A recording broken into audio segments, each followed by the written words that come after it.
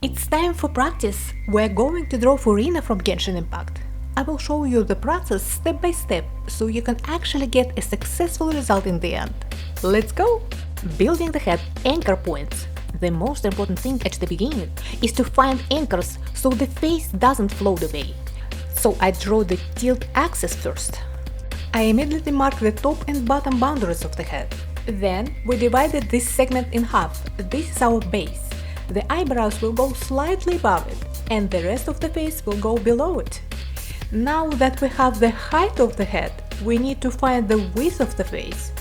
And here's my little life hack. Divide the upper segment in half, then divide the new lower segment in half as well, and draw a semicircle to find those exact intersection points we are looking for. This guarantees that the face won't be too narrow or too wide. Everything stays strictly within anime proportion rules. I draw one more facial centerline, slightly curved.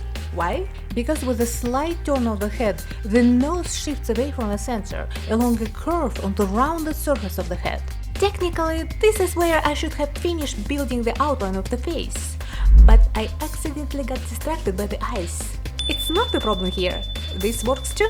Since the eyes are the most difficult part in manga and anime, I create supports for them. I step away from the nose line and the eyebrow line, drawing boundaries where I lock the eyes inside rectangles. This is my control system. This way, I know for sure that one eye won't end up bigger than the other, the face outline and childlike sculpt. Now let's return to the outline of the face. These are two mirrored curves that must meet at one point, the chin. An important detail: pay attention to the upper part of the head. Furina has the proportions of a childlike skull, a high forehead and a voluminous back of the head. This is exactly what makes female manga and anime characters look so cute. Now I'm finishing the eyes. To make it easier to build the eye shape, I first add small guide marks. They make it easier to draw the eye contour.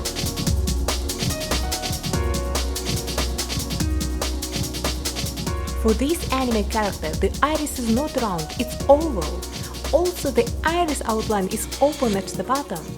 This gives the eyes a more lively look. The mouth, eyelashes and the magic of hair. I placed Furina's mouth between the lines of the inner corners of the eyes, as is usually the case in this style. I draw the strands on the face first, and then block the overall mass of the hair. If you move a little away from the reference in the strands, it's not a big deal, because hair is not the face. Here you can vary the proportions of the strands.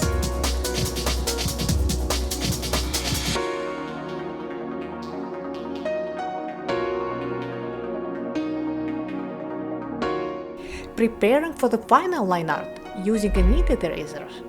Before adding the final outline, I lightly tone down the pencil with a kneaded eraser.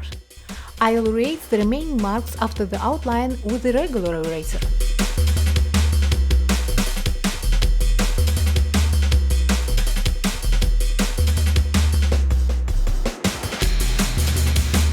Texture and light. I choose a mechanical pencil for the shading. Why? Because this kind of stylization requires jeweler-like precision, and the regular pencil doesn't give me that. And here is the main thing. Pay attention to where the light is coming from. In our case, it comes from the upper left. That means everything in the right and below goes into shadow.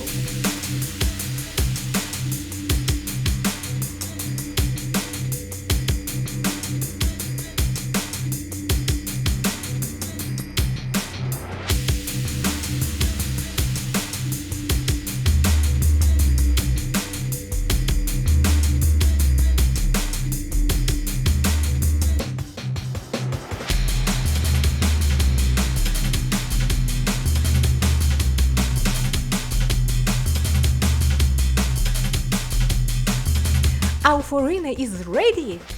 If you still struggle with asymmetry, and this happens to everyone, watch this video. Write in the comments which character you'd like me to break down next. See you there!